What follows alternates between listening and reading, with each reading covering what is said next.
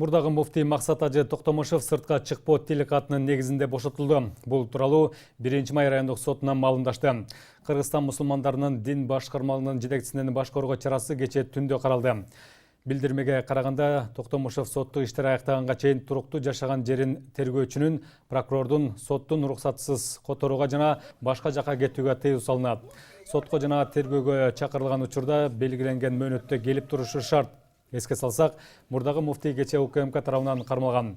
Ал муфтияттагы каржылык мыйзам бузууга катыштыгы бар деп шектелүүдө. Ага чейин Кыргызстан мусулмандарынын дин башкармалыгынын башкы бухгалтери мыйзамсыз финансылык иштерге шектелип кармалган. Ал зыяратчылар берген 100 миллион сомдон ашык акчаны насыяга берип, ай сайын пайыздык төлөмдөрдү өз чөнтөгүнө салып турган деп шектелүүдө. Бул каржылык операциялар ачыкка чыккандан кийин дин башкармалыгынын жетекчилиги табылган фактыларды жашырып, тергөө иштерин токтотуу үчүн УКМК кызматкерлерине 100 000 доллар пара сунуштаган. Муфтияттын башкы эсепчиси УКМК кызматкерлерине пара берип жатып кармалган. Факты өзгөчө ири өлчөмдө пара берүү беренеси боюнча кылмыштардын жана жоруктардын бирдиктүү реестрине катталып тергелүүдө. Башкы эсепчи 10 апрелге чейин УКМКнын тергөө абагына камалды. Кечээ Аламүдүн районундагы турак жайдагы газ түтүгүнүн жарылуусунан улам жаракат алган 79 жаштагы аялдын абалы орто оор жана аны Бишкектеги травматология жана ортопедия илими изилдөө борборунун жандандыруу бөлүмүнөн палатага которуу пландалууда. Ал эми 16 жаштагы өспүрүмдүн абалы канааттандырарлык. Бул тууралуу тиешелүү министрликтен кабарлашты. Эске салсак, кечээ Аламүдүн районундагы Г2 айылында жайгашкан үйдө жаратылыш газ түтүкчөсү жарылып, ал кырсыкта 13 жаштагы эркек бала каза тапкан. Окуя болгон жерге куткаруучулар жана шаардык газ кызматынын бригадасы тартылган. Кадастр мамлекеттик ишканасынын Сокулук филиалынын директору жана ал мекеменин жетектөөчү адиси кармалды. УКМКнын маалыматына караганда, алар жең ичинен сүйлөшүп алышып, кызмат абалынан кыянаттык менен пайдаланышып, жерди пайдалануу чөйрөсүндөгү мыйзамдарды бузуп, жабык акционердик коомдун директорлорунун бирине жер участогуна жеке менчик укугу жөнүндө мамлекеттик актыны мыйзамсыз даярдашканы аныкталды. Ал кылмыш иш аракеттердин натыйжасында мамлекетке 2 миллион 200 000 сомдон ашык зыян келтирилген. Кармалгандар УКМК тергөө камак жайына киргизилди. Женго Кайман аты менен таанымал Кримтөбөл Кадыр Досоновдун баш коргоо чарасы каралып, ал 8 апрелге чейин УКМКнын тергөө абагына камакка алынды. Тиешелүү чечимди Бишкектин 1-май райондук соту чыгарган. Досонов Ош шаарынан кармалып, кечээ Бишкекке алынып келинген. Эске салсак, атайын кызмат Кадыр Досоновду былтыр 30 ноябрдан бери издеп жатат. Уюшкан кылмыштуу топторго каршы күрөшүү боюнча атайын операциясынын жыйынтыгында бир катар даректерде тинтүүлөр жүрүп, анда Ош шаарынын аймагындагы үйлөрдүн биринен тергөө органдарынан жашынып жүргөн Досоновдун жеке буюмдарын, анын ичинде баңгизат дагы табышкан. Маалыматтарга караганда, Кримтөбөл Досонов жер тилкесин басып алууга шектелүүдө.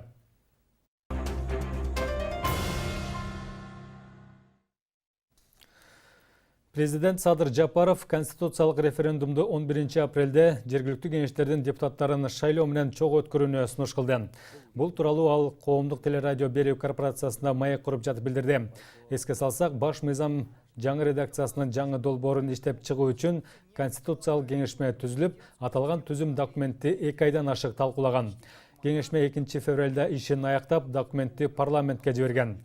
Документ жогорку кеңештин сайтында 9 февраль күнү жарыяланып, жалпы жыйында кийинки шаршембиден тарта карала баштайт деп белгиленүүдө. Долбоорго ылайык президент аткаруу бийлигин жетектеп, министрлер кабинетинин курамын жана түзүмүн аныктап, президенттин администрациясын, коопсуздук кеңешин түзөт жана башкарат. Эгерде депутаттар колдоп берсе, апрелдин 11-inde биз азыр мен кечээ указга кол койдум. Жергиликтүү кеңештердин депутаттарын шайлайбыз. Ошону менен бирге эгерде колдоп берип референдумга алып чыкса, 11 апрелде жаңы конституциянын долбоору кабыл алынат. Ошондон кийин гана биз жаңы конституция менен жашай баштайбыз. Биз азыр бүгүн эски конституция менен жашап атабыз.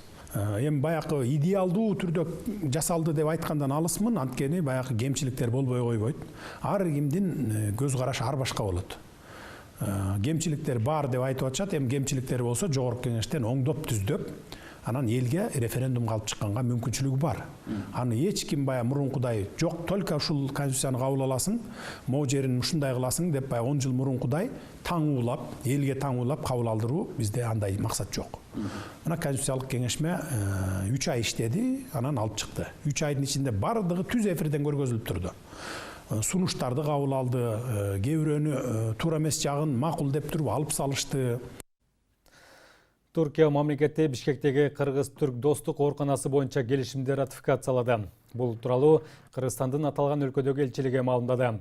2 күн мурда Түркиянын парламенти оорукананы ачуу, биргелешип башкаруу жана өткөрүп берүү жөнүндө келишимди кабыл алган.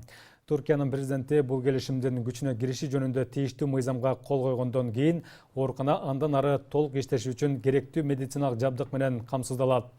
Эки тараптуу келишимге ылайык түрк тарап жыл сайын кыргызстандык 20 дарыгерге Түркияда окууга мүмкүнчүлүк берет жана Кыргызстандагы медициналык билим берүү, медициналык адистиктер боюнча окутууга багытталган окуу программасын иштеп чыгууга колдоо көрсөтөт.